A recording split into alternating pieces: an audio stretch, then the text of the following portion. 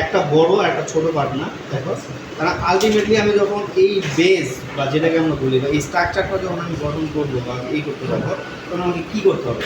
এই অংশটার দিকেও নাকি এইটা দিকে, কারণ এটা হলো বেস, যেটা বড় অংশ সেটা আমি কী করবো প্রথমে এখানে বসাই। অবশ্যই প্রত্যেকটা আমার কি মাপ থাকবে, তাহলে আমি এটা যখন মাপ করে কেটে নিয়ে তারপরে এই জিনিসটা আমি কী করবো, ওই ডিবি বক্সে বা ওই আমার যে বোর্ড থাকবে ওই বোর্ডে আগে কী করবো, এটা বসাই দেবো।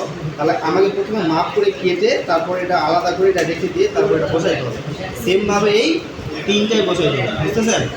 তিনটা যখন বসাবো তখন তিনটার উপরে যে পার্টগুলো থাকবে এটা আমরা এখন কী করবো, লাগাবো না, কারণ রেখে দেবো পরে, কারণ এর ভিতরে আমাকে তার টানতে হবে না প্রত্যেকটা দিয়ে, কারণ এখানে তো আমার অনেকগুলো তারের কাজ আছে, তাই না? ভিডিও বসেন ছবিগুলো একটু। জি স্যার। আচ্ছা, এখন এই যে যখন আমি তারগুলো যখন আমি টানবো তখন আমাকে এটা আমার খোলা লাগবে, গ্যাসটা আমরা কী করবো, আগে বেসটা বসাই দেবো। এরপরে কি এখানে একটা হচ্ছে আমরা কী বসাবো, নাম কি এটা বলো? Junction box. এখানে একটা প্রত্যেকটা জাংশন বক্সের উপরে কী হবে, হোল্ডার। তার মানে আমি প্রত্যেকে জাংশন বক্স লাগাই দেবো, এরপর হোল্ডারও লাগাবো পরে, তখন আগে তার টানার পরে হোল্ডার করবো।